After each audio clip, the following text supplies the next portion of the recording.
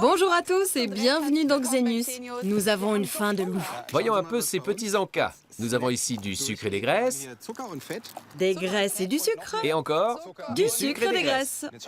Vous trouvez peut-être qu'on exagère, mais je suis sûr que vous mangez autant de sucre que nous.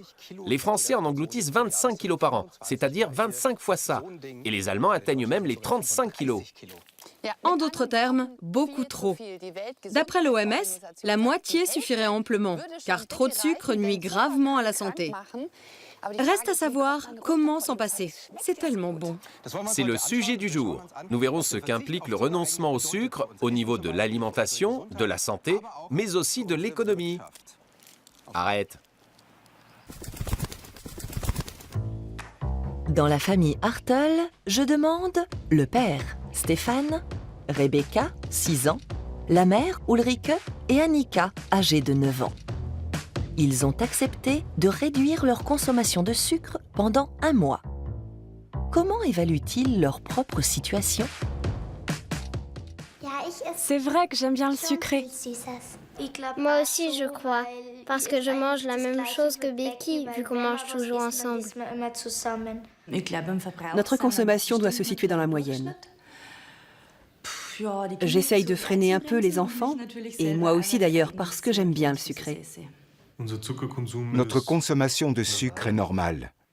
On doit être un peu au-dessus de la moyenne, mais on n'est pas vraiment hors norme. Jetons un coup d'œil au menu du week-end. Au petit déjeuner, il y a du cacao, des œufs, des céréales, de la confiture, de la pâte à tartiner. À midi, spaghettis à la bolognaise. En dessert, une crème ou un yaourt aux fruits.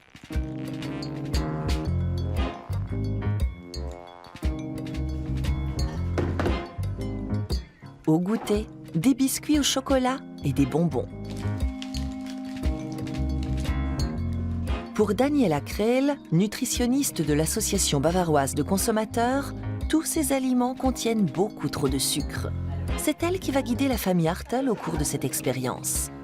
Objectif, limiter la consommation de sucre au strict minimum.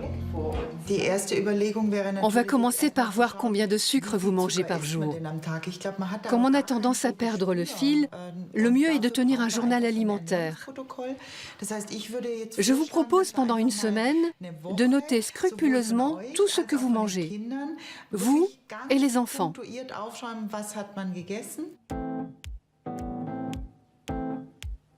Il existe pour cela des programmes gratuits sur Internet. Un clic suffit pour calculer la quantité de sucre et de calories que contient chaque plat. 1 gramme de sucre égale 4 kilocalories.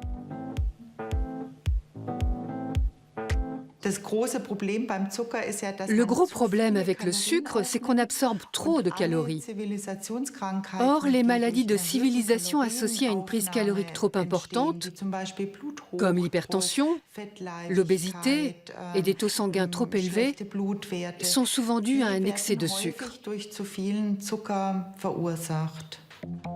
Inspection du garde-manger. Daniela traque les pièges à sucre les plus courants. Exemple, le jus de pomme, 7 morceaux de sucre par bouteille d'un demi-litre. Le riz au lait et le yaourt aux fruits, 6 morceaux de sucre par portion. Le ketchup contient 1/3 de sucre. Quant aux céréales, c'est une bombe calorique. Les plats préparés congelés contiennent souvent du sucre eux aussi, car c'est un exhausteur de goût. 8 jours durant, les membres de la famille notent soigneusement ce qu'ils ont mangé et en quelle quantité. Daniela a calculé la consommation en sucre de chacun. Voyons un peu les résultats. La plus faible consommation en sucre, c'est la vôtre, Monsieur Hartel. Avec environ 14 grammes, vous êtes encore en dessous des recommandations de l'OMS. On ne peut pas dire que vous exagériez. Chez les filles, ce n'est pas la même chose. Madame Hartel affiche une moyenne de 45 grammes par jour. Becky, 47 grammes. Et Annie, 55 grammes. Donc, si l'on se fixe un objectif de 25 grammes par jour, il va falloir en économiser 30. C'est-à-dire qu'il faudra renoncer chaque jour à 9 morceaux de sucre environ. Ça m'a étonné cette quantité de sucre. Parce que je fais quand même attention à notre alimentation. Je crois que j'ai un peu exagéré. Parce que ça fait quand même beaucoup. Je ne suis pas vraiment surpris parce que je suis plutôt du genre à manger salé. Bien qu'elle se situe encore en dessous de la moyenne allemande, Ulrike, Rebecca et Annika doivent réduire leur consommation en sucre d'une bonne moitié.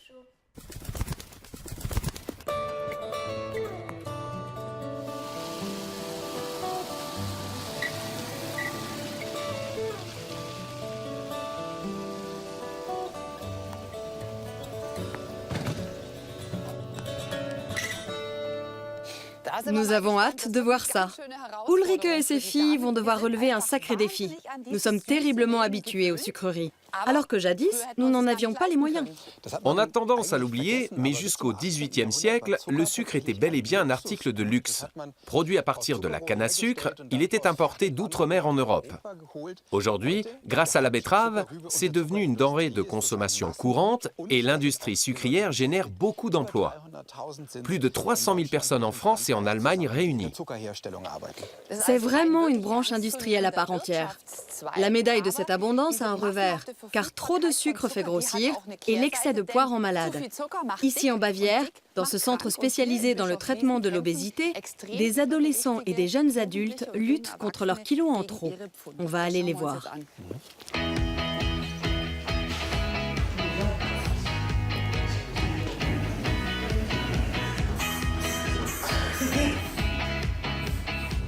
Bonjour. Bonjour. Bonjour.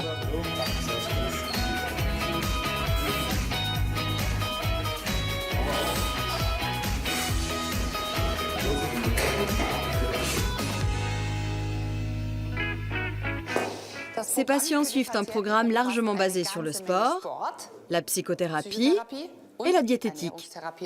On va se joindre à eux. Tu viens, Gunnar? J'arrive. C'est parti.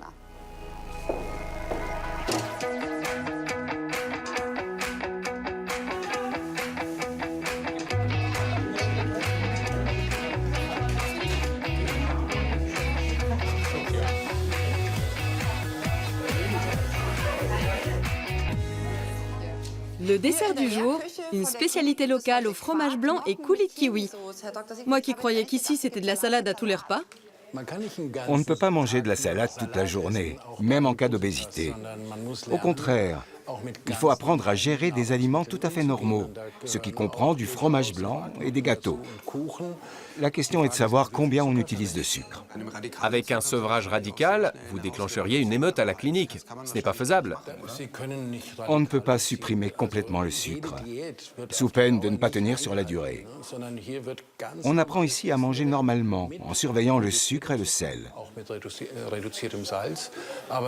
Mais si vous ajoutez à cela le sport et la psychothérapie, vous obtenez une perte de poids de 1,3 kg par semaine. C'est pas mal. Quel est le rôle du sucre dans l'obésité? Un rôle considérable. Parmi les enfants et les jeunes gens qui sont ici, certains sont devenus obèses uniquement parce qu'ils consommaient beaucoup trop de boissons sucrées, de la limonade, etc. En été, quand ils ont soif, ils en boivent des quantités, alors qu'il suffirait de boire de l'eau. Le seul fait de prendre des boissons sucrées à chaque fois qu'on a soif peut déjà être une cause de surpoids. C'est fou. Qu'est-ce qu'une surconsommation de sucre entraîne sur le plan médical? Chez un adulte, l'excès de sucre se situe sensiblement à plus de 90 grammes par jour. Chez les jeunes, plus de 50 grammes. Le sucre rapide est tout de suite absorbé dans l'intestin grêle et se retrouve dans le flux sanguin où il est métabolisé. C'est le travail de l'insuline. C'est elle qui transporte le sucre dans les cellules. Si j'ai beaucoup de sucre dans le sang, il me faut beaucoup d'insuline, ce qui active les récepteurs à insuline. Au fil du temps, si les pointes d'insuline se multiplient, ces récepteurs deviennent insensibles. Et comme je deviens résistant, il me faut de plus en plus d'insuline. Et là, je suis déjà en route pour le diabète de type 2, et ce, à cause d'une surconsommation de sucre. Voilà des arguments de choc pour s'empresser de réduire sa consommation de sucre. Et c'est précisément à cela que s'attaque la famille Hartel. À partir d'aujourd'hui, les Hartel vont réduire leur consommation de sucre. La nutritionniste qui les accompagne a identifié les points faibles des membres de la famille. Stéphane, le père, se contente de regarder. Il préfère le salé. Ulrike, la mère, a un faible pour les céréales. Rebecca et Annika adorent les sucreries. La première chose à faire pour manger moins de sucre, c'est d'acheter autrement. Daniela montre à Ulrike les plus grands pièges à sucre du supermarché. Premier piège, les noms du sucre sont légion. L'association de consommateurs a répertorié au total 60 dénominations différentes, ce qui permet aux fabricants de masquer les véritables taux. Il n'y a aucune transparence parce que la liste des ingrédients affiche d'abord les composants les plus représentés. Le sucre devrait sûrement être en première position. Mais vu la quantité de dénominations et de substances différentes, tout cela se décale un peu vers le bas. Et en haut de la liste, j'ai la farine de blé et l'huile végétale. Les 5 désignations les plus fréquentes pour le sucre sont le dextrose, le sirop de sucre inverti, la poudre de lactosérum, la maltodextrine et le sirop de glucose. En fait, ce sont des tours de passe-passe. Ils n'annoncent pas la couleur. Les préparations à base de café sont de véritables bombes à sucre. Piège numéro 2, attention aux indications comme sans sucre ajouté ou allégé en sucre. Dans l'allégé, j'ai 40 grammes de sucre et dans le classique, 43. Il n'y a donc pas tellement moins de sucre, mais on a l'impression qu'il y en a moins parce qu'apparemment, on a utilisé ici du lactose au goût naturellement moins sucré. Piège numéro 3, l'évaluation nutritive par portion. Elle peut porter à confusion. Nous sommes contre le principe de la portion, parce que sa taille varie en fonction des fabricants. Et la plupart du temps, elles sont beaucoup trop petites. Il faut partir sur une base de 100 grammes de produits. Daniela nous met aussi en garde contre les préparations pour enfants, qui sont souvent très caloriques.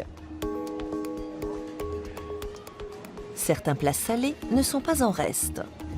Cette salade renferme 5 morceaux de sucre pour 100 grammes. Et que dire des jus de fruits? Le fructose jouit d'une bonne réputation. Il ne sollicite pas l'insuline pour son assimilation. Mais il n'est pas totalement sans danger pour la santé non plus. L'adjonction de fructose dans les aliments peut occasionner une détérioration de la fonction hépatique et avoir un effet négatif sur les lipides sanguins. Il est donc conseillé de réduire sérieusement sa quantité quotidienne de fructose.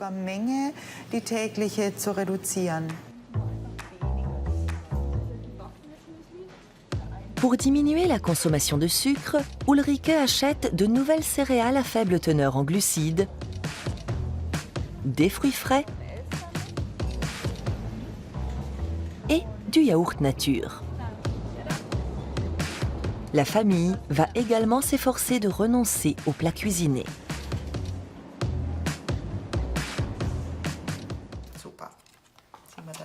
Après les courses, Daniela donne aussi quelques conseils à Rebecca et Annika.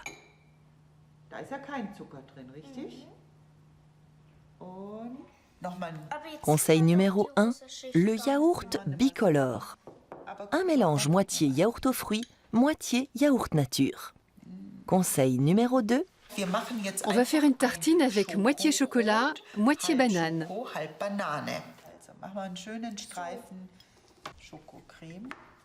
un goûter ludique et délicieux. Les enfants en redemandent.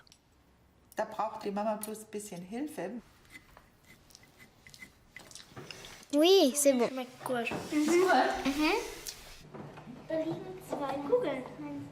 Conseil numéro 3, la bonbonnière. Chaque enfant peut choisir quelques sucreries dans cette boîte à friandises, mais elles devront tenir une semaine. Avec toutes ces mesures, nous avons à peu près divisé notre dose de sucre par 2, ce qui est notre objectif. Nous en sommes actuellement à 50 grammes par jour et nous voulons descendre à 25. Si on y arrive, on sera fiers de nous, pas vrai? Ce n'est pas simple tout ça, mais en regardant soigneusement chaque produit et avec un peu d'ingéniosité, on peut tout à fait réduire sa consommation de sucre pour notre plus grand bien-être. Toby, Lucas et Laura doivent eux aussi réduire leur consommation de sucre. Nous voici dans la salle de classe du Centre de traitement de l'obésité. Prenons Lucas par exemple. Tu prenais combien de sucre par jour, toi? Je mangeais pas mal de barres chocolatées et de glace. Mais ce que je consommais le plus, c'était les boissons énergisantes. Mon record, si on veut, c'est 6,6 litres en une journée. En une journée? En l'espace d'environ 2 heures. Oui. Tu arrivais vraiment à boire tout ça? Ça fait beaucoup quand même. Oui, je n'arrêtais pas de trembler après. C'était pas génial. Et toi, Toby? Quel est ton record en matière de sucrerie? Plus de 2 kilos. 2 kilos? Je crois bien, oui. Tu n'as pas été malade? Non. Vous êtes tous ici depuis un moment déjà. Comment ça va, Laura? Tu as toujours des fringales? Est-ce que ça passe? Combien de temps ça dure? À mon arrivée ici, c'était très dur. J'allais presque tous les jours à la station-service m'acheter du chocolat et des bonbons. Mais j'ai fini par me dire que c'était idiot. Parce que je suis quand même ici pour maigrir.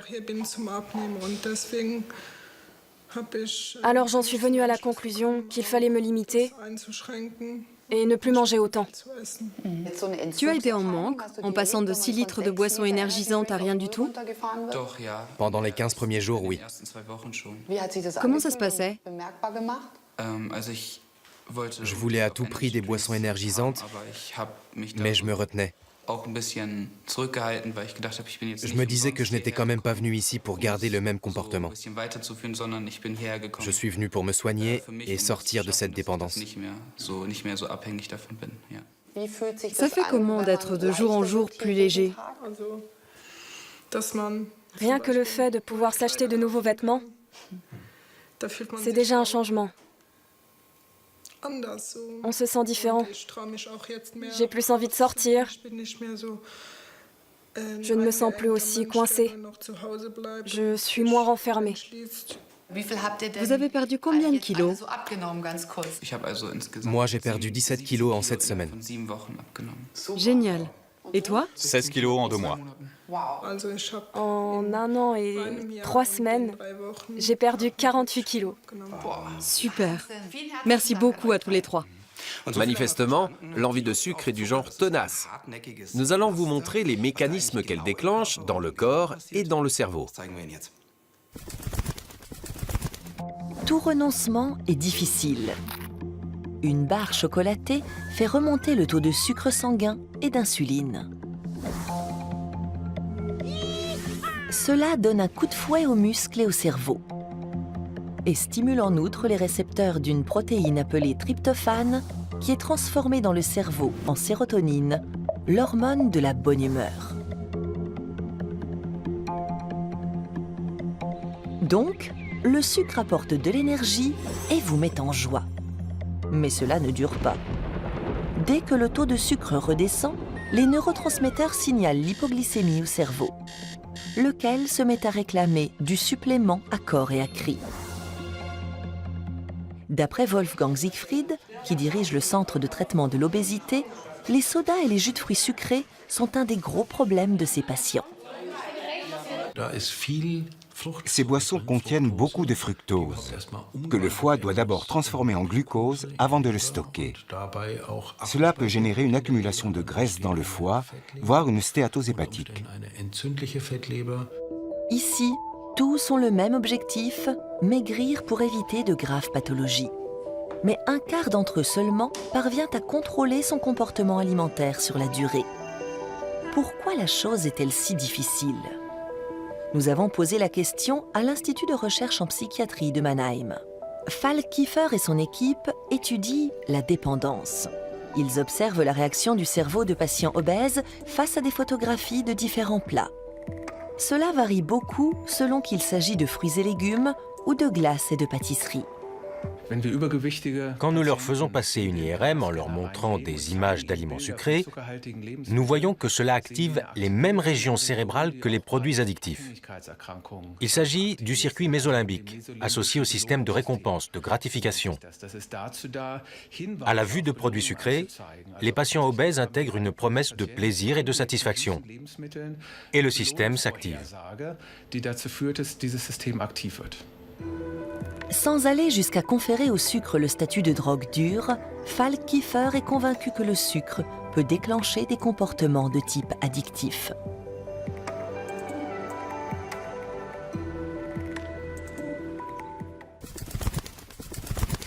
Être téléguidé par ses envies et perdre tout sens de la mesure alors qu'on connaît les conséquences me rappelle quelque chose, le temps où j'étais fumeur. En effet. D'où la question suivante, si le sucre peut avoir des effets aussi dangereux pour la santé, ne devrait-il pas être traité d'égal à égal avec le tabac ou l'alcool? Nous pourrions au moins surveiller notre consommation en sucre et la réduire un peu, comme la famille Hartl.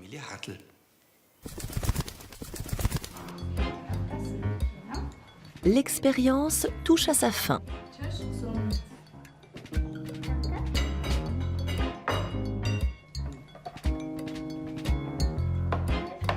Aidés par la nutritionniste, les Hartl ont modifié leurs habitudes alimentaires. Est-ce concluant? Bonne nouvelle, tout le monde y est arrivé. Becky en était à 47 grammes et Annie à 55 grammes par jour. L'objectif était de ne pas dépasser les 25 grammes par jour. Et vous y êtes arrivées toutes les deux. Vous n'en êtes plus qu'à 23 et 22 grammes. Et c'est vraiment très bien. Vous avez réussi notamment parce que vous n'avez pas complètement vidé votre bonbonnière, n'est-ce pas? Il vous reste quelques bonbons. Et vous avez mangé beaucoup de fruits à la place des sucreries. Pour votre papa, tout va bien. Il ne risque pas de prendre plus de sucre qu'avant. Il était déjà en dessous de la moyenne. Quant à Ulrich, alors là, chapeau. Tu n'en es plus qu'à 16 grammes. J'ai encore une question. Seriez-vous prête à continuer comme ça? Ou est-ce que c'était un peu limite côté sucre? Il vous en faudrait un peu plus? Oui. Elles ont mangé très peu de sucreries. Pratiquement pas, en fait. Disons qu'il faudrait trouver un juste milieu. Après cette expérience réussie, les Hartl vont quand même s'autoriser un peu plus de sucre. Mais ils vont continuer à surveiller leur consommation. Pour les patients de la clinique, renoncer au sucre sur la durée est une épreuve, car il est partout à disposition. Je crois qu'il faudrait instaurer une interdiction de publicité, afin que des sujets fragiles par rapport à la dépendance ne soient pas confrontés à des annonces habilement concoctées par des psychologues grassement payés. Ces annonces passent quasiment inaperçues du consommateur lambda, mais ciblent celui qui ne doit pas y toucher, au risque de sa santé. Une interdiction de publicité entraînerait certes des suppressions d'emplois, mais l'inaction a un coût. Rien qu'en Allemagne, l'obésité et le diabète engloutiront 30 milliards d'euros au cours des 5 prochaines années. Si l'obésité continue de progresser au même rythme, notre système actuel de caisse maladie ne pourra pas faire face.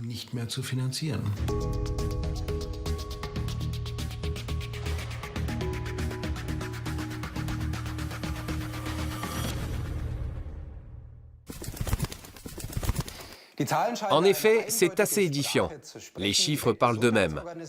D'après l'OMS, le nombre de diabétiques va doubler d'ici 2020. Ce qui, à vrai dire, n'est pas très loin. C'est vrai que c'est pour bientôt. En fait, il faudrait un avertissement à propos du sucre sur toutes les barres chocolatées, comme sur les paquets de cigarettes. Mais peut-être suffit-il de savoir qu'en matière de sucrerie, moins c'est plus, et que c'est quand même très très bon, comme cet excellent dessert. Elle aime jouer les cobayes. J'aime surtout vérifier mes sources. À la prochaine, je vais me chercher une cuillère. Et moi, je me dépêche de manger, comme ça, t'en auras pas. Je peux regarder au moins? Délicieux. Ciao. Et léger.